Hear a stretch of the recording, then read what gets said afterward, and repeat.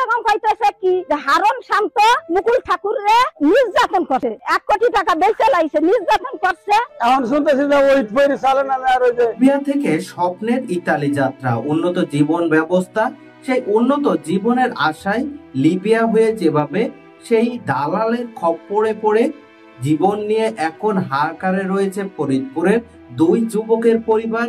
দর্শক মন্ডলী, আপনাদের সামনে একটি ভিডিও ক্লিপ তুলে ধরবো।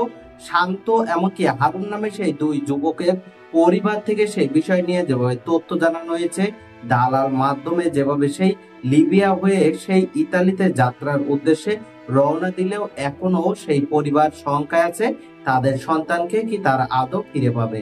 ভিডিও ক্লিপটি মনোযোগ সহকারে দেখতে থাকুন। অবশ্যই সেই কথাগুলো শুনলে বুঝতে পারবেন কি ঘটেছিল। চলুন সরাসরি মূল ভিডিওতে চলে যায়। আসসালামু আলাইকুম, নতুন একটি ভিডিওতে স্বাগতম। আমি আশরাফ রহমান। আপনি যদি আমার চ্যানেলে নতুন হয়ে থাকুন অবশ্যই চ্যানেলটি সাবস্ক্রাইব করে পাশে থাকা অল নোটিফিকেশন বেল আইকনটি অন করে দিবেন। ইতিপূর্বে চ্যানেলটি সাবস্ক্রাইব করে থাকলে আপনাদেরকে অসংখ্য অসংখ্য ধন্যবাদ। ফরিদপুরের সালতা, যেখানে মুকুল ঠাকুর নামে এক দালাল যে নাকি লিবিয়ায় অবস্থান করে সেখানে বাংলাদেশি বিভিন্ন যুবকদেরকে তাদের পরিবারকে উন্নত জীবনের সেই প্রলোভন দেখিয়ে ইতালিতে নিয়ে যাওয়ার কথা বলে তাদের কাছ থেকে অর্থ হাতিয়ে নেওয়ার জন্য ফাঁদ তৈরি করে। স্ত্রী যে নাকি সেই স্বামীকে সাহায্য করতে দেশ থেকে সেই বিভিন্নভাবে মামলা এমনকি মোকদ্দমার মাধ্যমে সেই পরিবার থেকে যেভাবে অর্থ হাতিয়ে নেওয়ার পরিকল্পনা শুরু করে। চলুন প্রথমে একটি ভিডিও ক্লিপ দেখে আসি, তারপর সেই সম্পর্কে তথ্য। আমরা মাফিয়া হইলাম কেমন? তারা আজকে দীর্ঘ 20 বছর ধরে মুকুল ঠাকুর লিবিয়ার লোক নিতেছে, আনতেছে, ইটালি নাই, লিবিয়া নাই, তাইলে আমরা যাত্রী আমরা মাফিয়া সাজলাম কেমন? আমরা মুকুলটা কেমায় বেশি। সালথা উপজেলা রামকান্তপুর ইউনিয়নের ওহিদ ফকিরের পুত্র শান্ত ফকির ও লালমিয়া ফকিরের পুত্র হারুন ফকির গত 7 মাস আগে ওই গ্রামের মানব পাচারকারী সদস্য মকবুল ঠাকুর ওরফে মুকুল ঠাকুরের প্রলোভনে পড়ে লিবিয়ায় পাড়ি জমান। এই মুকুল ঠাকুর প্রায় 20 বছর লিবিয়াতে অবস্থান করছেন। মাঝে মধ্যে ছুটিতে এসে তরুণদের উন্নত জীবনের প্রলোভন দেখিয়ে লিবিয়ায় নিয়ে থাকেন, আর সেখানে তাদের আটকিয়ে নির্যাতন করে অতিরিক্ত টাকা আদায় করা হয়। সেই টাকা দিতে ব্যর্থ হলে ঘোর অমানিসা নেমে আসে তাদের জীবনে। ভাইরা বউ দিয়ে আমাদের নামে একটা কেস করছে, 1 কোটি টাকার দাবিতে। হারুন শান্ত মুকুল ঠাকুরে 1 কোটি টাকা বেশি লাইছে। এখন এই মামলা আমাদের নাম মিথ্যা মামলা দিছে, আমাদের টাকাও দেয় না, ছেলেও দেয় না, আমাদের নামে মামলা দিছে। শুক্রবার বিকালে সরজমিনে যাওয়া হয় শান্ত ফকিরের বাড়িতে। ভাঙাচোরা টিনের চৌচলা ঘরে তাদের বসবাস। বাড়িতে গেলেই তার মা বাবা পাড়া প্রতিবেশী আহাজারি শুরু করেন। এ সময় তার বাবা ওহিদ ফকির কান্না জড়িত কণ্ঠে ছেলের ও নিজের পরিবারের দুঃখ দুর্দশার কথা বর্ণনা দেন। মুকুলি চক্রান্তে পড়িয়া আমি আমার ছেলেকে ইটালি পাঠাই দিলাম, টাকা পয়সা সংগ্রহ করিয়া আমি ওর ইটালি পাঠালাম। ও কইলো তো ভাই 1 মাসের ভিতর তোমার ছেলেকে আমি ইটালি নিয়ে যাব। ওই জায়গা নিবেতে রাইখা ও আমার ছেলেকে কয় ভাই টাকা পয়সা দাও, টাকা না দিলেই গেম হবে না। তার কি টাকা পয়সা বই খেত থুইয়া সুদির ভাড়াই না, ব্যাংকে তাই না, আমি তখন টাকা পয়সা দিলাম। দেওয়ার পরে 12 লাখ টাকা দেওয়ার পর এখন ও কয় যে ভাই কি খবর, গেম দাও। বলে যাই তো দিব, গেম দিব, তোমার কথা মতো দিবনি। এখন টাকা 12 লাখ নিয়ে এখন আর আমার কথা শোনে না। এর মধ্যে একদিন হঠাৎ করে বলবে ভাই আরো 6 লক্ষ টাকা দেওয়া লাগবে, নাইলে তোমার ছেলে দেশে ফিরে যাবি না। তখন কি করবো, আমি আরো 6 লক্ষ আগে দিছি, 12 লক্ষ পরে আরো 6 লক্ষ 18 লক্ষ টাকা দিছি। এখন আমার ছেলেও দেয় না, টাকাও দেয় না। শান্তদের বাড়ির অদূরে হারুনদের বাড়ি। ওই বাড়িতে পৌঁছানো মাত্রই কান্নায় ভেঙে পড়েন পরিবারের সদস্যরা। তাদের বসবাসও জরাজীর্ণ ঘরে। আমি যে এই গ্রাম বড় সাহায্য করতেছে, সাহায্য দিছি, আমার যে বুঝতে আসতেছে, আমি যে একটা বাড়িতে রেখে কান্নাকাটি করতেছি, তারা কোন সময় তার বাড়ি করবে একরাম ঠাকুরের পাল্লাই দছি যে ভাই তোমার পাল বাড়ি আমার ছেলে যদি আইনে দাও, তাতে সরকার কি ফের মধ্যে আমার বাড়ি পার আসলি পারে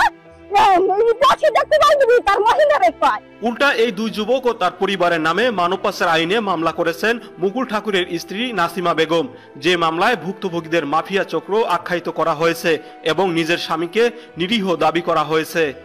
এরা এই যে 3টে যাত্রী গেছে একসাথে, শাকিল নামে একটা যাত্রী ছিল, তাকে আগে গ্রেফতার করছে, বুঝছেন?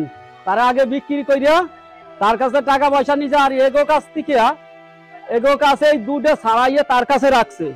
তার কাছে আবার এগো কাছ থেকে বাড়ি ফেরত দেওয়ার জন্য টাকা লিখছে 10 লাখ 12। বুঝছেন? এরকম নিয়ে টিয়ে এগো ফেরত দেয় না, সে টাকাও ফেরত দেয় না। এইভাবে কইরা এগোর নামে আবার 1 কোটি টাকার মামলা দাঁড়াইছে, ইরা মাফিয়া। বিষয়টি নিয়ে সরজমিনে রামকান্তপুর বাজারে এক ব্যক্তি চায়ের দোকানে বসে স্থানীয়দের সাথে কথা বলাকালীন উঠে আসে মুকুল ঠাকুরের ভয়ঙ্কর চিত্র। এলাকায় তিনি দালাল মুকুল নামে বেশ পরিচিত। ভুক্তভোগীদের নামে মুকুল ঠাকুরের স্ত্রীর করা মামলার কথা শুনে হতভম্ব হয়ে পড়েন স্থানীয় বাসিন্দারা। এলাকাতে লাল মিয়া ফরিসাল অথবা ওহিদ ফরিসাল আর যে টুটুল মিয়ার সাল নিচে মুকুল ঠাকুর লিবিয়া, মুকুল ঠাকুরের লিবিয়া, এরা বিদেশ নাই। মুকুল ঠাকুর বিদেশ আসতে 15 বছর, 14 থেকে 15 বছর লিবিয়া, আর এরা গেছে কেবল 1 বছর হয় নাই। এইরা মুকুল ঠাকুরের বিদেশ নিল কিভাবে?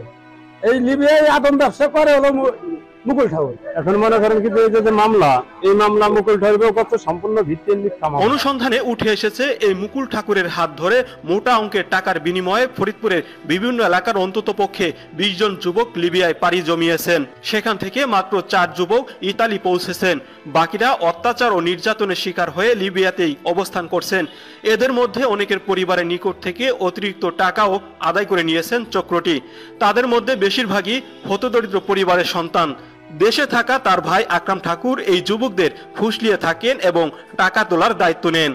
বিষয়টি নিয়ে জানতে ওই বাজারের পাশে মুকুল ঠাকুরের বাড়িতে যাওয়া হয়। বাড়িতে ঢুকতে চোখে পড়ে মুকুল ঠাকুরের একতলা বিশিষ্ট দৃষ্টিনন্দন ভবনে। বাড়ির ভেতরে গিয়ে দেখা যায় ঘরটি তালাবদ্ধ রয়েছে। এ সময় কয়েকজন মহিলা এগিয়ে আসলেও কেউ কথা বলতে রাজি হননি। আপনারা সম্পূর্ণ ভিডিও ক্লিপে পরিবারের মানুষের কথা শুনলেন। ফরিদপুরের সালতা, হারুন এমনকি শান্ত নামে 2 যুবকের পরিবারের মুখে হাহাকার ভরা কণ্ঠে উঠে এসেছে 1 কোটি টাকার মামলা দায়ের করা হয়েছে। সেই মুকুল ঠাকুর নামে পরিচিত স্থানীয় দালাল মাধ্যমে যেভাবে ইতালি নিয়ে যাওয়ার কথা বলে লিবিয়ায় নিয়ে যাওয়া হয়, এমনকি নির্যাতন, এমনকি এক পর্যায়ে সেখান থেকে পালিয়ে গেলে পরিবারের নিকট থেকে অর্থ দাবি করা শুরু করা হয়। সেই মুকুল ঠাকুর যে নাকি স্থানীয় একজন দালাল, সেই হিসেবে পরিবারের মানুষ সেই বিষয় নিয়ে তথ্য জানায়। এমনকি লিবিয়ায় নিয়ে যে বিভিন্ন যুবকদেরকে নির্যাতন, এমনকি পরিবারের কাছে অর্থ আদায় বিষয় নিয়ে বিভিন্ন ভাবে তথ্য উঠে আসে। সেখানে কি ঘটেছিল সেই 2 যুবকের সাথে, পরিবারের মানুষের বক্তব্যে উঠে আসে সন্তানদেরকে ফিরে পেতে চায়। এমনকি সেখানে যেভাবে তারা হাদে পড়ে সেই উন্নত জীবনের আশায় লিবিয়া থেকে যেভাবে সেই ইউরোপ যাত্রার উদ্দেশ্যে বাড়ি ছেড়েছিল, কিন্তু তারা যেভাবে সহায় সম্বল এমনকি অর্থ ঋণ করে তাদের যে বর্তমান করুণ অবস্থা, অবশ্যই আপনার ভিডিও ক্লিপে সেই কথা শুনেন। সেই সম্পর্কে আপনাদের তথ্য মন্তব্য কমেন্ট বক্স জানাবেন। সকলে সচেতন থাকবেন। পরবর্তী আপডেট নিউজ পাওয়ার জন্য চ্যানেলটি সাবস্ক্রাইব করে রাখবেন। সকল পরিমাণে ভালো থাকবেন, সুস্থ থাকবেন, সচেতনভাবে জীবনযাপন করবেন। আল্লাহ হাফেজ।